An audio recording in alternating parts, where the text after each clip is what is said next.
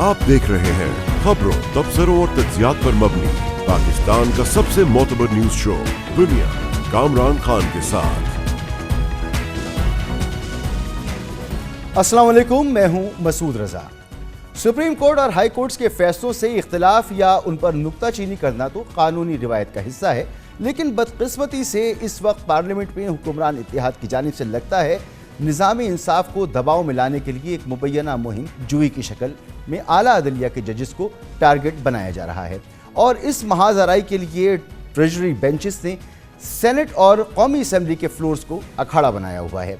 दरअसल आइन के आर्टिकल 66 के तहत पार्लियामेंट में की गई तकरीरों को कानूनी इस्तिस्ना हासिल है और पार्लियामेंट की कार्रवाई को किसी अदालत में चैलेंज नहीं किया जा सकता। गुज़िश्ता हफ्ते मखसूस शोहरत के हामिल PTI के मुनहरिफ रहनुमा सेनेटर फैसल वाडा, MKM के रुकनी असम्बली मुस्तफ़ा कमाल, नून लीग के सेनेटर तलाल चौधरी और IPP के MNA ओन चौधरी ने 48 घंटों के दौरान एक सीरीज़ की शक्ल में इस्लामाबाद हाई कोर्ट के एक जज की दोहरी शहरियत के खिलाफ प्रेस कॉन्फ्रेंस की और ज़ेर समाअत मुकदमात पर नाक़िदाना तबसरा किया, जिस पर chief justice of Pakistan justice काजी फ़ाइज़ ईसा ने फैसल वाडा और मुस्तफ़ा कमाल के खिलाफ अज़खुद नोटिस दिया।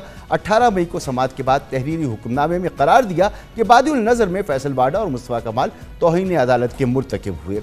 हुक्मनामे में कहा कि दोनों अफराद को 2 हफ्तों में वजाहत का मौका देते हुए शो कॉज नोटिस जारी किया जाता है। अपने खिलाफ तौहीन अदालत के पस मंज़र में कल सेनेटर फैसल वाडा ने सेनेट में सुप्रीम कोर्ट के एक जज के खिलाफ तहरीक इस्तेहकाक जमा कराई और नुक्ता एतराज़ पर सवाल किया कि मुझ पर बगैर सबूत प्रॉक्सी का इल्ज़ाम कैसे लगाया गया। सेनेटर फैसल वाडा ने कल जिस मुबैना हर्जा सराई का आगाज़ किया, इसकी गूंज आज भी पार्लियामेंट में सुनी गई, जब सेनेटर शेर रहमान की ज़ेर सदारत इजलास में सेनेट के रूल ऑफ बिजनेस से हटकर मुबैना तौर पर बिला ज़रूरत बहस कराई गई, जिसमें नून लीग, पीपल्स पार्टी और MKM के अरकान पार्लियामेंट ने बिला झिझक, बिला खौफ व खतर सुप्रीम कोर्ट और हाई कोर्ट के तौहीन अदालत के इख्तियारात में इस्लाहात की आड़ में दुश्नाम तराजी की। माना कि आर्टिकल 66 के तहत पार्लियामेंट की बहस को किसी अदालती कार्रवाई से इस्तिस्ना हासिल है, लेकिन यह भी नाकाबिल तरदीद हकीकत है कि आर्टिकल 68 में दर्ज है कि सुप्रीम कोर्ट या हाई कोर्ट्स के किसी जज के कंडक्ट पर पार्लियामेंट में कोई बहस नहीं होगी। मगर ताज्जुब की बात तो यह है कि वफाकी वज़ीर कानून आज़म नज़ीर तारड़, जो खुद भी माहिर आइन व कानून है, आज उनकी मौजूदगी में मुसलसल कई घंटे निज़ाम इंसाफ पर तनकीद की गई। खुद वज़ीर कानून आज़म नज़ीर तारड़ ने कहा कि तौहीन अदालत को हथियार के तौर पर इस्तेमाल ना करें, हमें आइन के मुताबिक आगे चलना है। यकीनन पाकिस्तान की अदलिया की तारीख ने कई नशेब व फराज देखे हैं। निज़ाम इंसाफ ने तारीख से बहुत कुछ सीखा है, गलतियों का एतराफ़ किया है और इस्लाहात भी लाई गई हैं, मगर अब भी मज़ीद बेहतरी की गुंजाइश बाकी है। आज सेनेट में JUI के सेनेटर कामरान मुर्तज़ा और PTI के सेनेटर मोहसिन अजीज़ ने कहा कि ऐवान में मामूल की कार्रवाई मुअत्तल करा के ज़ेर समाअत मुकदमात पर बहस कराना सिर्फ जजेस को निशाना बनाना है। बिलाशुबा मिसाली अदालती निज़ाम मुकम्मल आज़ाद और बाइख्तियार होना किसी भी माशरे में कानून की हुक्मरानी, शफाफ एहतसाब और इंसाफ की फरहमी की ज़मानत है, लेकिन इस वक्त 24 करोड़ पाकिस्तानियों को रियासत के आइनी इदारों में इख्तियारात की रस्साकशी ने इज़्तिराब में मुब्तला कर रखा है। इस अहम तरीन मामले पर बात करेंगे। हमारे साथ मौजूद हैं हसन रज़ा पाशा साहब, साबिक vice chairman Pakistan bar council, और मोहतरम जनाब हसनात मलिक साहब, सीनियर सहाफ़ी और अदालती उमूर के माहिर हैं, बाखबर सहाफ़ी। आप दोनों मेहमानों का बहुत बहुत शुक्रिया। हसन रज़ा पाशा साहब, ये जो तकरीर हमने सुनी है सेनेट में गुज़िश्ता 2 दिनों से जजेस मुखालिफ तकरीर हो रही हैं, बतौर साबिक चेयरमैन पाकिस्तान बार आपका इस पर क्या रिएक्शन है, क्या कहेंगे इस पर आप? बिस्मिल्लाहिर्रहमानिर्रहीम। देखें, बात यह है कि इसमें कोई शक नहीं है कि आर्टिकल 66 के तहत जो पार्लियामेंटेरियंस हैं उनको इस्तिस्ना हासिल है और पार्लियामान में की गई सारी कार्रवाई उसको कहीं पे भी चैलेंज नहीं किया जा सकता। लेकिन दूसरी साइड पे आर्टिकल 68 भी है जहाँ पे जजेस के ख़िलाफ़ कोई बात नहीं की जा सकती, उनको भी इतनी इम्यूनिटी हासिल है जितनी कि पार्लियामेंटेरियंस को है। बहरहाल एक ऐसी सीरीज़ चल निकली है जिसमें मैं समझता हूँ कि अब अदलिया को भी टू सम एक्सटेंट रिस्ट्रेंट की ज़रूरत है और पार्लियामेंटेरियंस को भी रिस्ट्रेंट की ज़रूरत है। देखिए, अदलिया जब ان کے پاس ایک قلم ہے, کاغذ ہے اور ایک فیصلہ کرنے کی قوت اور اختیار ہے. وہ اپنا اختیار استعمال کر کے جو بھی فیصلہ کریں, جس کے خلاف بھی کریں, جس کے حق میں بھی کریں, وہ کر سکتے ہیں. اس کو آئین میں ان کے یہ پارز دی گئی ہیں. اب دوسری طرف یہاں پہ تھوڑا سا ایک جو چینج آئی ہے وہ یہ آئی ہے کہ کچھ ایسے آبزرویشنز اور ریمارکس آ جاتے ہیں جو کہ واقعی ڈیروگیٹری بھی بعض اوقات ہوتے ہیں, اور جس کے خلاف دیے جاتے ہیں وہ اس کو پرسنلائز ہوتا ہوا, جس طرح کہ ووڈا صاحب نے کیا. اب ووڈا صاحب اپنا تو دیکھ نہیں رہے کہ انہوں نے جو پریس کانفرنس کی کس انداز میں عدلیہ کے متعلق باتیں کی, ججز کے متعلق نام لے کے باتیں کی. کیا ہی اچھا ہوتا کہ وہ آج دیکھیں, کل پارلیمان میں انہوں نے خطاب کیا, انہوں نے کہا جی کہ میں استحقاقی جو ہے ریزولوشن پیش کر رہا ہوں. ٹھیک ہے, ان کا حق ہے وہ کریں, لیکن جس انداز میں جو بات انہوں نے پارلیمان میں کرنی تھی وہ انہوں نے پریس کانفرنس کے ذریعے کر کے اپنا معافی الضمیر بیان کیا. اب جب وہ چیز آن ایئر ہوئی, لائیو تمام چینلز نے دکھائی, مجھے یہ بتائیں کہ کون سی عدالت ہے, کون سے جج ہیں جو اس للکار کو سن کے آنکھیں بھی بند کر لیں, کان بھی بند کر لیں. اب انہوں نے نوٹس تو ایشو کر دیا. اب وہ نوٹس جب آیا, اب ایک اور بات آئی ہے, وہ جی ہم دو جو کراچی کے ہیں ان کو تو کر دیا گیا, اور باقی جو تحریک انصاف والے دوست وہ کرتے ہیں تو ان کو نہیں پوچھا گیا. یہ بھی اپنی جگہ پہ ایک حقیقت ہے, ان کی بات میں بھی ایک وزن ہے. ٹاؤٹ کا لفظ بھی ہم نے سنا ماضی قریب میں کہ ججز کے متعلق کہا گیا. تو یہ چیزیں بہرحال جتنا بھی اس میں اب آگے جائیں گے یہ ایک انتشار کی صورت بنے گی. سلطان ملک صاحب, آپ فرمائیے کہ اس طرح کی صورتحال ہم نے گزشتہ سال پی ڈی ایم دور حکومت میں دیکھی تھی. ایک دفعہ پھر وہی صورتحال درپیش ہے کہ عدلیہ اور پارلیمنٹ آمنے سامنے ہے. آپ عدالتی امور کے ماہر ہیں, آپ اس حوالے سے معلومات رکھتے ہیں, تو اس تمام صورتحال کو آپ کیسے دیکھ رہے ہیں؟ دیکھیں, میرا خیال ہے کہ جو حکومت ہے اور مقتدر حلقے ایک غلطی کر رہے ہیں. اس وقت عدلیہ اور جو ایگزیکٹو آمنے سامنے تھے, سربراہ تھے عمر عطا بندیال اور ان کے ہمخیال ججز کے حوالے سے کنسرن. یہ جو ججز ہیں یہ ہمیشہ انہوں نے پارلیمنٹ کی سپریمیسی کی بات کی, جیسے بابر ستار ہوں, جیسے اطہر من اللہ ہوں. میرا خیال ہے کہ ان کو ٹارگیٹ کرنا جو ہے وہ, اگر یہ کوئی کسی کی سوچ ہے کہ وہ پریشر میں آ جائیں گے, ایسا نہیں ہوگا. اور بظاہر یہ لگ رہا ہے کہ ایک طرف تو حکومت نے جو ہے وہ ٹاسک دیا ہے اٹارنی جنرل کو کہ جی آپ بات چیت کریں, بیک چینل ججز کے ساتھ معاملات جی چیزیں سیٹل ہوں, اور دوسری طرف جو ہے وہ ججز پہ جو ہے وہ ایک کمپین چلائی جا رہی ہے, تنقید کروائی جا رہی ہے کہ وہ, تو یہ حکومت کا کنڈکٹ جو ہے وہ کوئی ٹھیک نہیں ہے. حکومت کو اپنا کنڈکٹ ٹھیک کرنا ہوگا. اگر نہیں کریں گے تو جو حالات بن گئے ہیں, یہ پی ٹی آئی کو ریلیف اگلے 2 ہفتوں میں مزید ملیں گے اور پریشانی ہوگی. اور جو ریلیف ان کے بنتے تھے جو 1 سال سے نہیں بن رہے تھے, مسئلہ کیا آ رہا ہے؟ مسئلہ صرف آ رہا ہے کہ پی ٹی آئی کے کیسز جو پولیٹیکل نیچر کے کیسز ہیں, جس میں خود جو ہے حکومت کے بڑے بڑے بلنڈر ہیں. جس طریقے سے 9 مئی کے کیسز کو پرسو کرنا چاہیے تھا اس طرح نہیں کیا. اب عدالتوں نے جب ریلیف دینے شروع کیے تو اس پہ شور ہے اور اس پہ ایک ماحول بنایا جا رہا ہے تاکہ ججز پیچھے ہٹ جائیں. لیکن میرا نہیں خیال ججز ان حالات میں پیچھے ہٹیں گے. تھوڑا اس میں کوئی شک نہیں کہ اس وقت جو ہے ججز آئسولیٹڈ ہیں. بار کا جو بار ہے وہ تقریباً نیوٹرل ہو چکی ہے. معذرت کے ساتھ بار جو ہے وہ ایک طرف حکومت کو بھی خوش کر رہی ہے اور دوسری طرف ججز کو بھی کر رہی ہے. اور جہاں تک میڈیا ہے, میڈیا میں بھی تقسیم ہے. لیکن یہ جو ججز ہیں مجھے نہیں لگ رہا کہ یہ پیچھے ہٹیں گے. یہ جو ہے وہ پرسو کریں گے. باقی جہاں تک کنٹیمپٹ کی بات ہے, بہتر ہوتا کہ یہ کنٹیمپٹ کا نوٹس نہ آتا اور صرف فوکس اپنے جو ہے وہ جسٹس کی ڈیلیوری پہ ہوتا. اب جو کنٹیمپٹ کا نوٹس آیا ہے تو اب یہ ہے کہ دوسری طرف سے بھی جواب آ رہے ہیں. اب سب سے بڑا امتحان تو چیف جسٹس قاضی فیصلہ کا ہے. انہوں نے کنٹیمپٹ جاری کیا ہے, ان پہ تنقید ہو رہی ہے. حالانکہ میں سمجھتا ہوں کہ پورے 6 مہینے اگر ان کے دیکھیں پاشا صاحب کی سیکنڈ کریں گے، جس طرح انہوں نے ایگزیکٹو اور پارلیمنٹ موجودہ پارلیمنٹ کو جو ہے وہ عزت دی ہے، اتنا شاید ہی کسی چیف جسٹس نے نہیں دی. اور جس طریقے سے ان کے خلاف اب تقاریر ہو رہی ہیں جی کہ کراچی کے لوگوں کو ٹارگٹ کیا جا رہا ہے یہ وہ، تو یہ بھی مناسب نہیں ہے. ابھی آپ کے پاس جواب ہے، آپ جواب جمع کرائیں ہیں، اور جو پریس کانفرنس کی گئی وہ کنٹینٹ میٹر کرے گا، نہ کہ بعد میں جو چیزیں ہیں جس طریقے سے ایڈ کی جا رہی ہیں کہ جی یہ ہو جائے گا اور یہ جو پارلیمنٹ میں تقاریر کریں، لیکن میرا نہیں خیال کہ اس کا کوئی فائدہ ہوگا.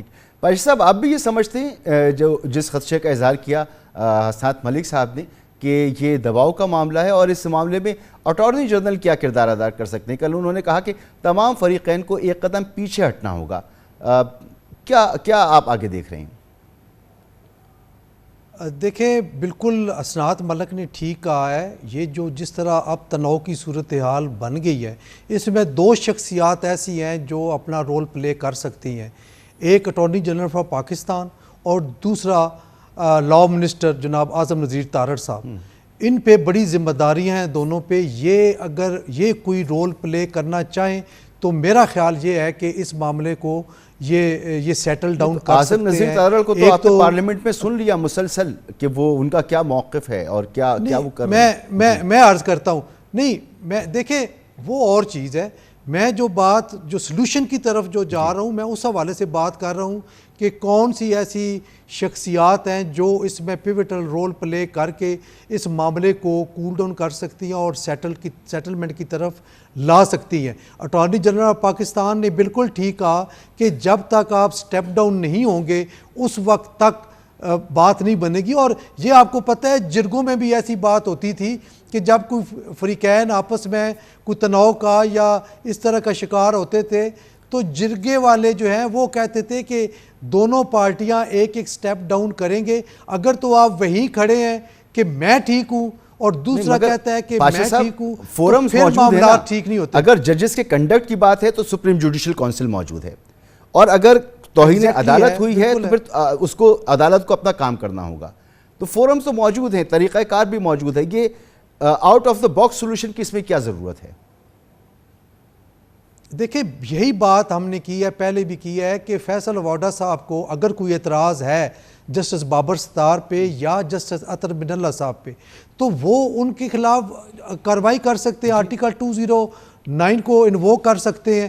بجائے اس کے کہ آپ گیلری شو کریں، پریس کانفرنس کر کے ججز کو دباؤ میں لانے کی کوشش کریں، اس سے بہتر ہے کہ آپ کے پاس قانونی اختیارات موجود ہیں، آپ وہ استعمال کریں.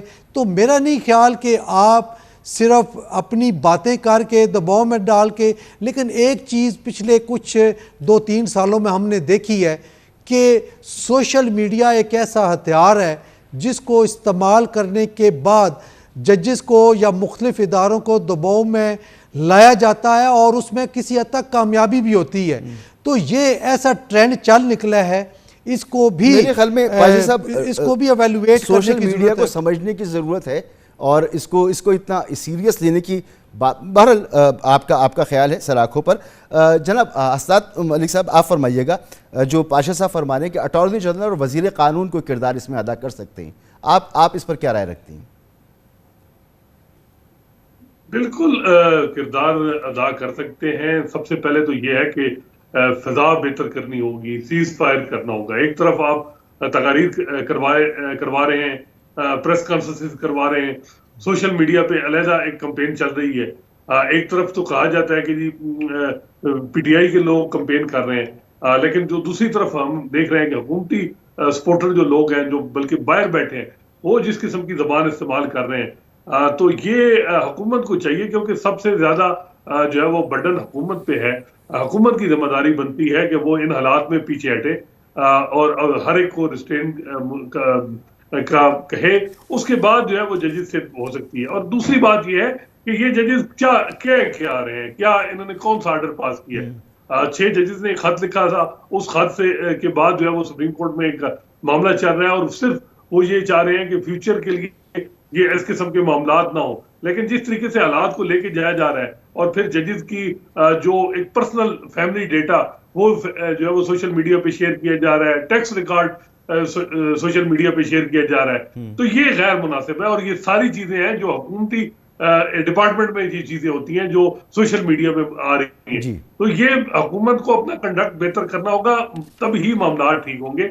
लेकिन अब बज़ाहिर ये लग रहा है कि हुकूमत उन जजेस के अलावा चीफ जस्टिस काजी फाई साहब को भी निशाना बनाया जा रहा है कि जी उन्होंने जो है वो फैसल वाडा साहब को तौहीन अदालत का नोटिस क्यों किया।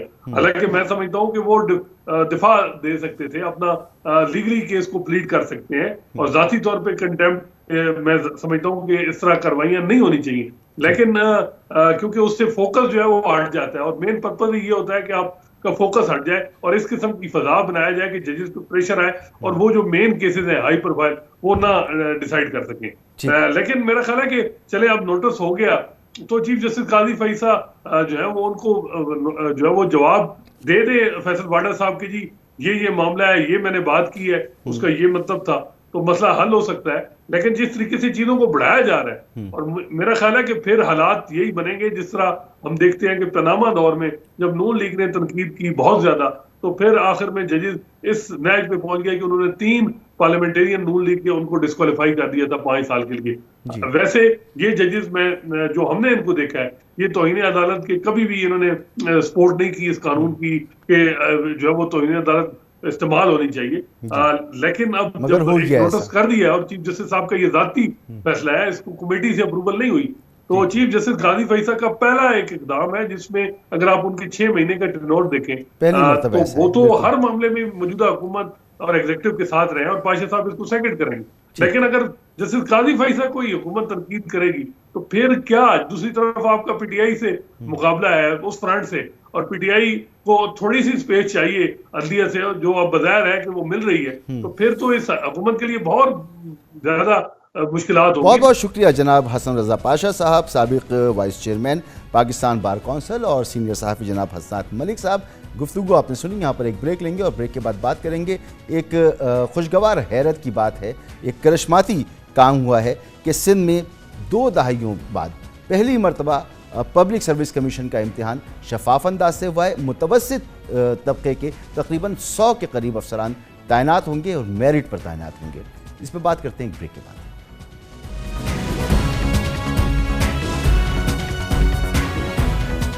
सिंध पब्लिक सर्विस कमीशन का नाम सामने आते ही मेरिट के कत्लेआम और पर्चियों पर आला ओहदों पर भर्तियों के इल्ज़ामात जहन में आ जाते हैं। लेकिन एक खुशगवार हैरत बल्कि एक करिश्माती पेशरफ सामने आई है जब तकरीबन 2 अशरों बाद सिंध पब्लिक कमीशन के तहत कंबाइंड कॉम्पिटिटिव एग्जाम्स यानी मुकाबले के इम्तिहान के तहत 100 से ज़ायद उम्मीदवारों को पहली बार खालिस मेरिट पर भर्ती किया गया, जिनमें assistant commissioner, section officer, DSPs और ईटीओ समेत एग्जेक्टिव ग्रेड के अफसरान शामिल हैं। तल्ख हकीकत है कि माजी में सिंध में गरीब और मुतवस्सित तबके के होनहार और ज़हीन नौजवानों के लिए बज़ाहिर इन ओहदों पर भर्तियों के दरवाजे बंद हो चुके थे। मुकाबले के ये इम्तिहानात 2003 से मुसलसल हाई कोर्ट और सुप्रीम कोर्ट में चैलेंज होते रहे थे। नैब और एंटी करप्शन ने तहकीकात की, करप्शन और बेज़ाब्तगियों पर आला अदालतों ने कमीशन के चेयरमैन और मेंबरान को ओहदों से फारिग भी किया और इम्तिहानी नताइज मनसूख भी किए गए। और हम इस प्रोग्राम में सिंध पब्लिक सर्विस कमीशन का मुसलसल पोस्टमार्टम करते रहे। सुप्रीम कोर्ट ने 2 रोज़ कबल सिंध पब्लिक कमीशन के तहत सन 2015 में जो एग्ज़ाम हुआ था, कंबाइंड कॉम्पिटिटिव एग्ज़ाम जो मुकाबले का इम्तहान कहा जाता है, उसके तमाम नताइज को कल अदम करार दे दिया है। अब एक नई गैर मामूली कैफियत को जन्म लिया है और आज सिंध हाई कोर्ट के फैसले के तहत सिंध पब्लिक सर्विस कमीशन के जो इम्तहान हो रहे हैं, अब सिंध हाई कोर्ट खुद उसकी निगरानी कर रहा है और आज इस सिलसिले में बाकायदा इस अमल का आगाज़ किया गया। सिंध हाई कोर्ट ने अब chairman Sindh public service commission नूर मोहम्मद जादमानी के वारंट गिरफ्तारी जारी कर दिए हैं। इसके साथ ही secretary Sindh public service commission Ataullah Shah को मुअत्तल कर दिया है। कमीशन के अराकीन ने अपने रिश्तेदारों को, अपने भाई बंदों को थोक के हिसाब से आला भर्तियां की हैं। एक बार फिर सिंध हाई कोर्ट ने कमीशन के तहत assistant commissioner, section officers, ETO समेत एग्जीक्यूटिव ग्रेड के ओहदों पर 200 से ज़ायद भर्तियों में जालसाजी का नया फ्रॉड पकड़ लिया है। ये थी माजी में सिंध पब्लिक सर्विस कमीशन में गड़बड़ घोटालों की कहानी, मगर कमीशन की हालिया 20 साल तारीख में पहली बार ऐसा हुआ कि भर्ती होने वाले बराह रास्त 17 ग्रेड के इंतजामी ओहदों पर भर्ती होने वाले अफसरान सिंध हुकूमत के पब्लिक सर्विस कमीशन के किसी ओहदेदार की औलाद, भांजे, भतीजे, करीबी अजीज नहीं, बल्कि पहली बार ऐसा हुआ कि कामयाब होने वाले 90% उम्मीदवार गरीब और मुतवस्सित तबके से ताल्लुक़ रखते हैं। पहली बार ऐसा हुआ कि किसी उम्मीदवार ने सिंध पब्लिक सर्विस कमीशन के नताइज को अदालत में चैलेंज नहीं किया। पहली बार ऐसा हुआ कि किसी की जानिब से कमीशन पर मिली भगत, करप्शन, अकरबा परवरी या गैर शफाफियत का इल्ज़ाम तक नहीं लगाया गया। देखा जाए तो सिंध पब्लिक सर्विस कमीशन के जरिए मेरिट पर होने वाली ये भर्तियां किसी मौजज़े से कम नहीं, लेकिन ये मौजज़ा कैसे हुआ इसकी तफसीलात जानते हैं। हमारे साथ मौजूद हैं हमारे नुमाइंदा खुसूसी जनाब इख्तियार खोकर। बहुत बहुत शुक्रिया इख्तियार खोकर साहब। सिंध पब्लिक सर्विस कमीशन जैसे बदनाम इदारे के ज़रिए सूबाई हुकूमत के आला अहदेदार मेरिट पर भर्ती हो जाएं, ये बात समझ में नहीं आती इख्तियार खोकर साहब, ये कैसे हुआ, ये मौजज़ा आखिर हुआ कैसे? जी बहुत शुक्रिया मसूद साहब। असल में इस मौज़े का एक थोड़ा बैकग्राउंड है।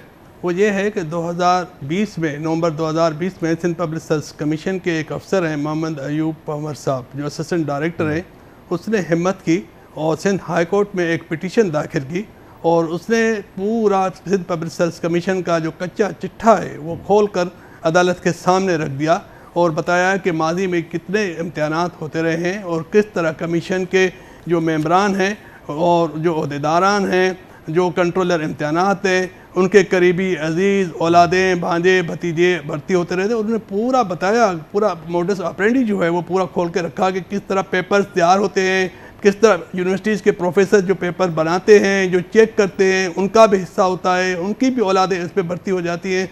तो उन्होंने वो अदालत के सामने ये प्रेयर रखी कि ये इम्तिहानात अदालत की निगरानी में होने चाहिए और उसमें यह कहा कि जो कंट्रोलर इम्तिहानात थे हादी बख्श कलोड़ो साहब, वो उसके एक इम्तिहान को कंबाइंड कॉम्पिटिटिव एग्ज़ाम को supreme court null and white करा दे चुकी है और कई इम्तिहानात उनके चैलेंज हो चुके हैं, लेकिन उसके बावजूद भी उसको ओहदे से नहीं हटाया गया और उसके कई करीबी अजीज़ जो है वो भर्ती हो गए हैं।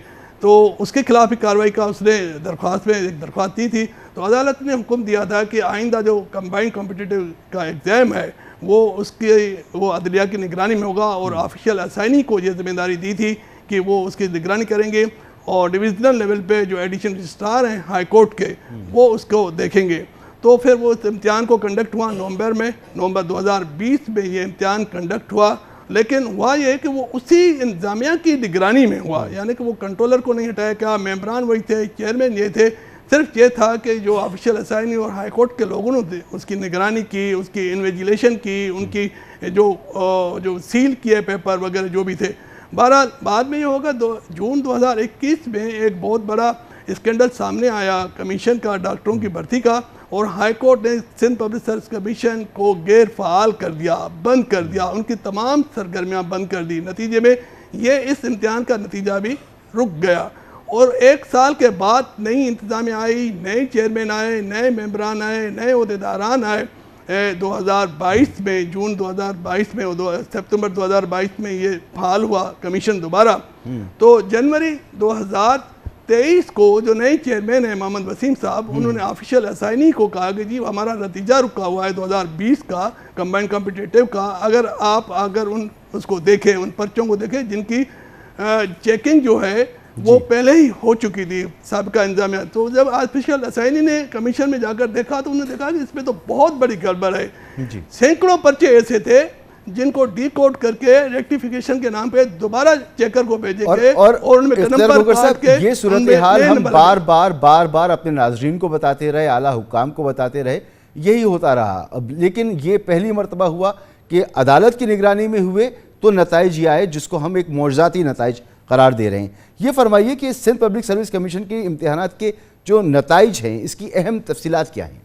देखिए इसमें अहम बात ये है अपना मसूद साहब, सबसे अहम बात ये है कि फिर अदालत ने दोबारा इम्तिहान कंडक्ट करने का हुक्म दिया फरवरी 2023 में। दोबारा ये इम्तिहान ऑफिशियल असाइनी के निगरानी में कंडक्ट हुआ और पहली बार हुआ कि जी इस इम्तिहान के लिए जो पेपर बनाए गए वो सिंध से बाहर, यानी नस्ट, इस्लामाबाद यूनिवर्सिटी, कायद आज़म यूनिवर्सिटी, पंजाब यूनिवर्सिटी के प्रोफेसर से ये पेपर्स बनवाए गए और उसके बाद उसकी जो कंडक्ट हुआ, जो इन्वेजिलेशन हुई, वो ऑफिशियल असाइनी ने, कमीशन के चेयरमैन ने, मेंबरान ने खुद की और बाद में इन पेपर्स की जो चेकिंग है وہ بھی سندھ سے باہر ہوئی، پنجاب کی یونیورسٹی سے اس کی چیکنگ کی گئی اور باقاعدہ سیل کر کے وہ بھیجے گئے. ایک ایک پرچے پہ ہائی کورٹ کے آفیشیل اسائنی نے سائن کیا تاکہ پیپر چینج نہ ہو سکے.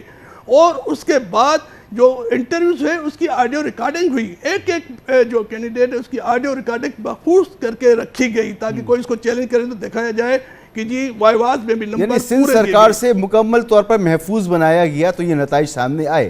تو اب اس کی اہم تفصیلات کیا ہیں؟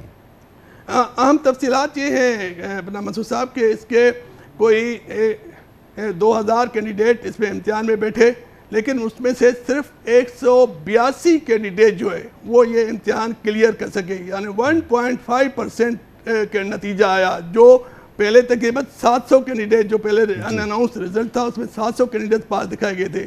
جب باہر سے سندھ سے باہر سے پرچے آپ نے چیک کرائے اور پیپر بنوائے تو وہ رزلٹ 1.5% پہ آیا اور اس میں سے 101 امیدواروں کو یہ سیٹیں الاٹ ہوئی، جس میں سے 111 سیٹیں تھیں لیکن 101 کو الاٹ ہوئی. یعنی بڑا ہی زبردست قسم کا نتیجہ، بہت پریسائز ایک مختصر سا سیگمنٹ ہے جو پاس ہوا. سخت امتحان، واقعی مقابلے کے امتحان ہوئے.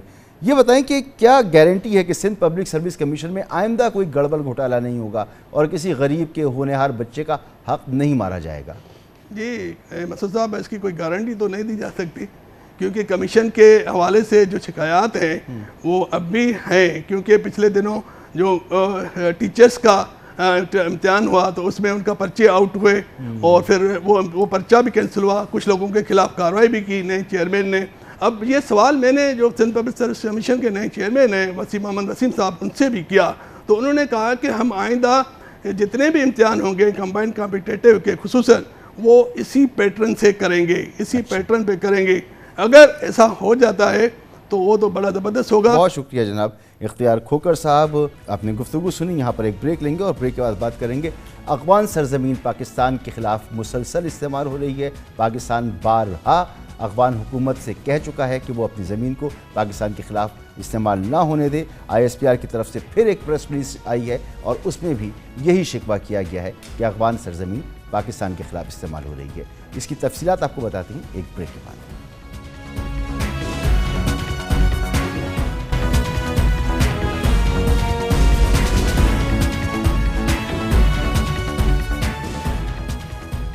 پاکستان مسلسل افغان عبوری حکومت سے مطالبہ کرتا آ رہا ہے کہ وہ دہشت گردوں کو اپنی سرزمین استعمال نہ کرنے دے. یہ دہشت گرد پاکستان کی سلامتی کے لیے سنگین خطرہ ہیں. پاکستان نے افغانستان کے اندر TTP سمیت دیگر دہشت گرد تنظیموں کی موجودگی پر افغان حکومت کو بار بار اپنے سنگین تحفظات سے آگاہ کیا مگر کوئی خاطر خواہ پیش رفت نہ ہو سکی. آج بھی ISPR کی جانب سے جاری بیان میں ایک بار پھر کہا گیا کہ پاکستان میں افغان سرزمین سے دہشت گردی کے واقعات میں اضافہ ہو رہا ہے. افغان سرزمین سے دہشت گرد سیکیورٹی فورسز کے ساتھ شہریوں کو بھی نشانہ بنا رہے ہیں. متعدد بار عبوری افغان حکومت سے بارڈر مینجمنٹ کو مؤثر بنانے کے لیے کہا گیا. توقع ہے کہ عبوری افغان حکومت اپنی ذمہ داریاں پوری کرے گی اور دہشت گرد کارروائیوں کے لیے افغان سرزمین استعمال نہیں ہونے دے گی. اس میں کوئی شک نہیں کہ دہشت گرد پاکستان کو غیر مستحکم کرنے کے در پہ ہیں.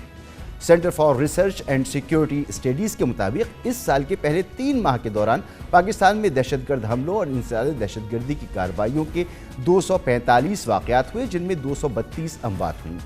دہشت گردی سے سب سے زیادہ متاثرہ صوبہ خیبر پختونخوا اور پھر بلوچستان رہا. ان دونوں صوبوں کی سرحدیں افغانستان سے ملتی ہیں. آج ISPR نے بیان میں بتایا کہ پاک افغان سرحد کے علاقے سیکیورٹی فورسز کے پچھلے 1 ماہ کے دوران بلوچستان کے ضلع زوب میں 29 دہشت گردوں کو جہنم واصل کیا. اس سال مارچ میں خیبر پختونخوا کے علاقے بشام میں خودکش حملے میں 5 چینی شہری ہلاک ہوئے تھے جس کے حوالے سے 7 مئی کو DG ISPR major general Ahmed Sharif نے بتایا کہ چینی انجینئرز پر حملے میں افغانستان سے آپریٹ کرنے والے دہشت گرد ملوث تھے.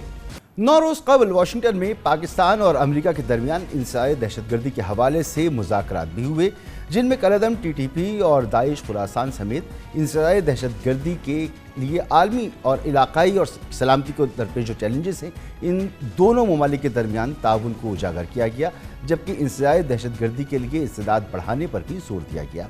افغانستان اور پاکستان میں انسداد دہشت گردی سے متعلق پچھلے ہفتے US انسٹیٹیوٹ آف پیس نے اپنی رپورٹ میں خبردار کیا کہ امریکی انخلا سے پہلے کے مقابلے میں افغانستان اب دہشت گردوں اور دہشت گرد گروہوں کے لیے کہیں زیادہ مواقع فراہم کر رہا ہے اور دہشت گرد پاکستان کو غیر مستحکم کرنے کی کوشش کر رہے ہیں۔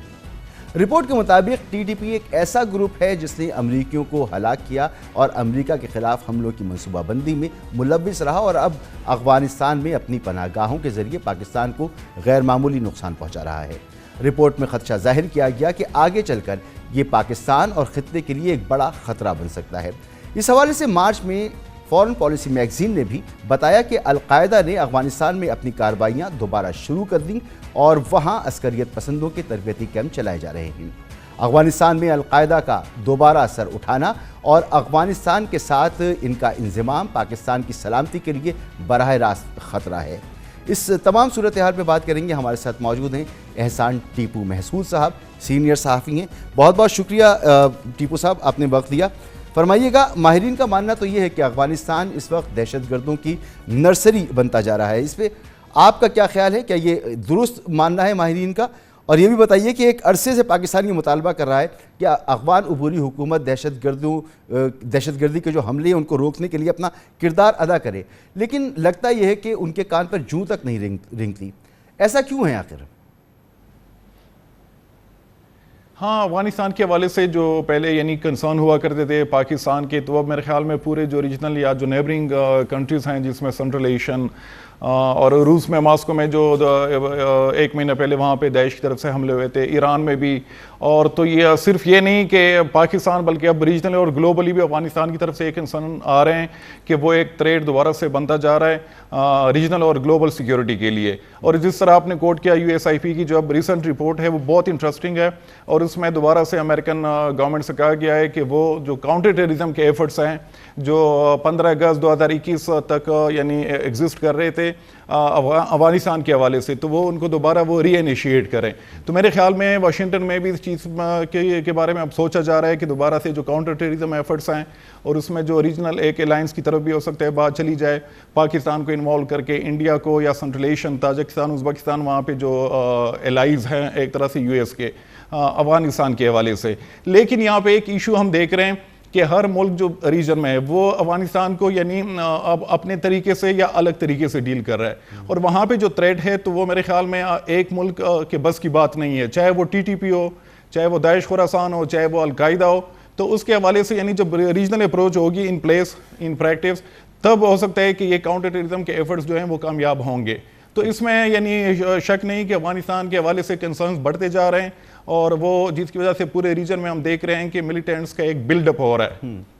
مگر دیکھیں اس تمام صورتحال میں پاکستان نے تو بہت سپورٹ کیا، جب پوری دنیا افغانستان کو تسلیم نہیں کر رہی تھی اس وقت بھی پاکستان کے ذریعے ہی تجارت ہوتی رہی اور ان کے لیے پاکستان نے بڑا اہم کردار ادا کیا۔ اس کے باوجود پاکستان نے افغان عبوری حکومت سے حافظ گل بہادر جیسے عسکریت پسند عسکری کمانڈر کی حوالگی کا مطالبہ کیا، اس حوالے سے بھی کوئی پیش رفت نظر نہیں آئی۔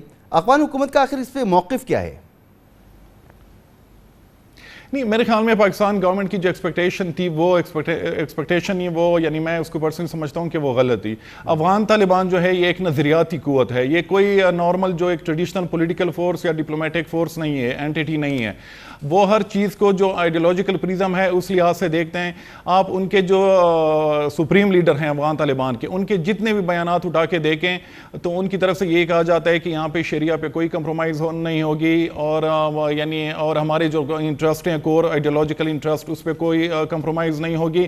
اور ان کے جو کور آئیڈیولوجیکل انٹرسٹ ہیں وہ یہی ہے کہ وہاں پہ جو مختلف ملیٹنٹ گروپس ہیں اس میں TTP ہے، اس میں IMU، اس میں TIP جو ترکستانی اسلامک پارٹی، یعنی بہت تقریباً 25 کے قریب وہاں پہ گروہ ہیں کہ ان سب کا ہم نے خیال بھی رکھنا ہے۔ اور یہ کیونکہ ان نے مشکل اوقات میں ہماری مدد کی تھی امریکیوں کے خلاف، اشرف غنی گورنمنٹ کے خلاف، تو اب ان کا خیال رکھنا یہ ہمارا فرض بنتا ہے۔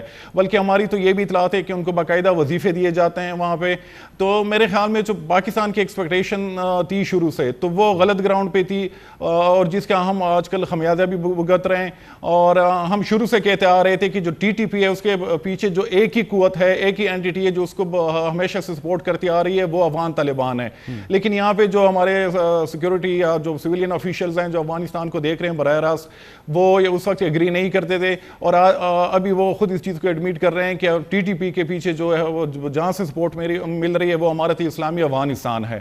تو میرے خیال میں یہاں پہ جو پالیسیز کے حوالے سے یہ انڈرسٹینڈنگ یا کنفیوژن ختم ہونی چاہیے, اور یہ کافی حد تک اب ختم ہو بھی گئی ہے. یعنی ابھی جو ریسنٹ اپروچ ہم دیکھ رہے ہیں, جب سے نئے آرمی چیف آئے تو انہوں نے افغانستان کے حوالے سے ایک نئی پالیسی آپ کہہ لیں یا ایک نئی اپروچ کو اڈاپٹ کیا, اور اس میں یہی ہے کہ جتنا بھی پریشر ہم ڈال سکتے ہیں افغان طالبان پہ وہ ہم ڈالیں گے. ظاہر سی بات ہے ٹیپو صاحب, ہم نے ہر طرح کی مدد فراہم کی, اور اس کے بدلے میں ہمیں اگر دہشت گردی کا تحفہ مل رہا ہے تو یہ تالی تو دو ہاتھ سے بجتی ہے نا, ایک ہی طرف سے تو کچھ نہیں ہوتا. یہ بتائیں کہ پاک امریکہ دفاعی مذاکرات میں افغانستان میں موجود ٹی ٹی پی کو خطے کے امن کے لیے خطرہ قرار دیا گیا. ہم اس حوالے سے آنے والے دنوں میں پاکستان اور امریکہ کی جانب سے کوئی مشترکہ آپریشن بھی دیکھ سکتے ہیں؟ ہاں بالکل, یہ بہت ایکسپیکٹڈ ہے. ابھی جو واشنگٹن میں مذاکرات ہوئے ہیں, پاکستانی سینئر آفیشل گئے تھے, امریکن بھی اس میں تھے, تو اس حوالے سے ہم دیکھ سکتے ہیں خاص کر جو امریکہ نے ایک نئی کاؤنٹر ٹیررزم اسٹریٹجی اڈاپٹ کی اوور دا ہورائزن, یعنی ڈرون کے ذریعے, ایریل سرویلنس کے ذریعے, اور جس کے حوالے سے افغان طالبان نے خود ایڈمٹ کیا ہے اس چیز کو کہ کندہار کا جو علاقہ ہے جو جنوبی افغانستان ہے, ہلمند کا علاقہ, تو وہاں پہ بہت ایکسٹینسو طریقے سے ڈرون سرویلنس ہو رہی ہے. اب وہ یہ کنفرم نہیں کر پا رہے کہ کس کے ڈرونز ہیں, لیکن یہ کیپیبلٹی یعنی ریجن میں بھی اگر آپ دیکھ لیں تو صرف یو ایس کے پاس ہے, اور یو ایس آلریڈی کابل میں القاعدہ کے جو سربراہ ایمن الظواہری یعنی 2 سال پہلے ان کو ٹارگٹ بھی کر چکا ہے.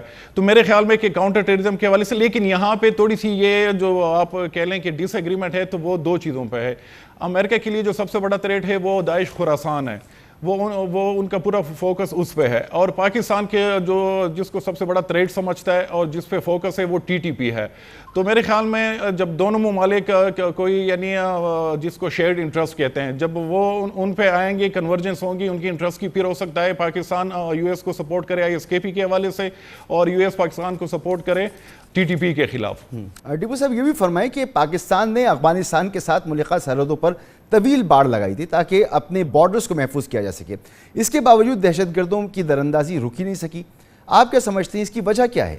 ہاں باڑ بالکل, یعنی 95% جو پاکستانی گورنمنٹ کلیم کر رہی ہے کہ 95% جو علاقہ ہے جو بارڈر ہے اس پہ باڑ لگائی جا چکی ہے. لیکن باڑ کا صرف یہ نہیں کہ آپ وہاں پہ تار لگائیں, اور آپ یہ جو ایک مشکل ترین یہ بارڈر ہے, یعنی پوری دنیا میں سمجھا جاتا ہے اس کو 2400 کلومیٹر ہے, یعنی بہت زیادہ ڈسٹینس ہے. تو وہاں پہ تار لگانے سے یہ جو کرس کراسنگ ایگزیکٹلی, اور اس پہ یہ جو ملیٹنٹس کی کرس کراسنگ ہے یہ اس کو روکنا یہ میرے خیال میں یعنی ناممکن ہوگا. اس طرح یعنی بارڈر یا فینس کے ساتھ ساتھ آپ کو پراپر بارڈر جو کنٹرول ہے اس کے اور بھی ذرائع ہیں, جس طرح ایریل سرویلنس بھی ہے, اس میں واچ ٹاورز ہیں, اس میں آپ کے سی سی ٹی وی وہ جو ہیں کیمراز کی انسٹالیشن, اور اس میں پھر یہ کہ فورسز کی ڈپلائمنٹ بھی آپ کو زیادہ کرانی پڑے گی. لیکن ابھی جو ہم دیکھ رہے ہیں گراؤنڈ پہ, بلکہ جو پاکستانی طالبان کے مختلف دڑ ہیں ان کی طرف سے جو ویڈیوز وغیرہ شیئر کی جاتی ہیں تو وہ کٹر سے وہ باڑ کو کاٹنا شروع کر دیتے ہیں, اور پھر اندر وہ ان کی پوری تشکیل پاکستان انٹر ہوتی ہے. تو یہ ہم مسلسل دیکھ رہے ہیں, اور ابھی تک یعنی بارڈر میکنزم یا بارڈر مینجمنٹ کے حوالے سے ہم نے ایسا ارینجمنٹس نہیں دیکھی, اور یہ بہت ضروری ہے. اگر آپ نے ان کا فلو روکنا ہے, افغانستان سے جو ملیٹنٹس پاکستان آتے ہیں, تو آپ کو بارڈر مینجمنٹ جو ہے وہاں پہ یعنی مزید ٹائٹ کرنی ہوگی, چیزوں کو وہاں پہ انسٹال کرنا ہوگا, اور بارڈر مینجمنٹ بہتر اور بہتر انداز سے کرنی ہوگی. بہت بہت شکریہ آپ کا احسان ٹیپو محسود صاحب, سینئر صحافی. آپ نے گفتگو سنی. پروگرام کا وقت ختم ہوتا ہے, اجازت دیجیے, اللہ حافظ.